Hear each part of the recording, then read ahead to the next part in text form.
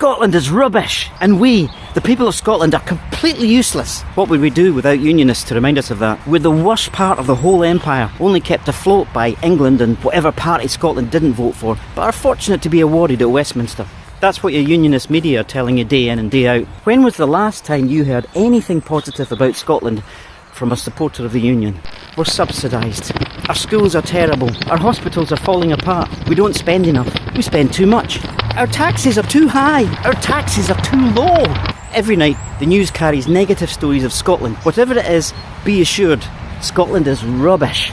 You can see how that would get to you eventually. But we know Scotland's not rubbish, don't we? Maybe you have family and friends who live elsewhere in this United Kingdom. How are things in England? Nurses strike, schools strike, cost of living Tories. If you're comparing other countries of the UK to Scotland, you may find that things are actually better here. From the free prescriptions to free bus travel, extra child payments and access to doctors, the quality of our schools and our education. With our own devolved government, Scotland is actually not a bad place to live.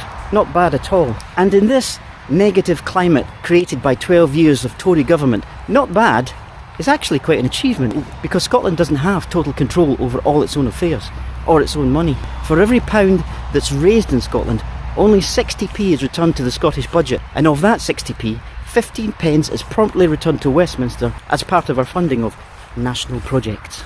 Less than half of the money raised in tax in Scotland is actually spent in Scotland. Despite that, a Scottish government has protected the people of Scotland from the worst of Tory attacks and austerity measures. The Scottish Labour and Tory politicians that appear on TV and write in the newspapers know that, but it suits them to ignore it. In fact, they attack and undermine their own country. Perhaps only by creating a climate of fear and failure can they hope to prosper. Do you agree with those who want to project an image of your life through a prism that bathes your country in a colourless rainbow of despair and uselessness? Are you really happy to go along with the idea that you should have so little belief in yourself, your family, your friends and neighbours that you should be grateful for the existence of Westminster? If you're currently of a unionist point of view, maybe take a walk, have some thinking time. Your commitment to improve, to try to change for the better, to look to the future, to be more in control, exactly what those of us who back Scottish independence believe. Who would not prefer to be part of a movement that wants that? During these dark evenings, when you're thinking of your plans for the rest of the year, have a think about the future of Scotland. Scotland is a great place to live, but we could do better. Imagine what we could do with access to all our own money in our own country. Some may be at pains to tell you it isn't happening, but a choice for Scotland's future is coming. There are two futures at your disposal.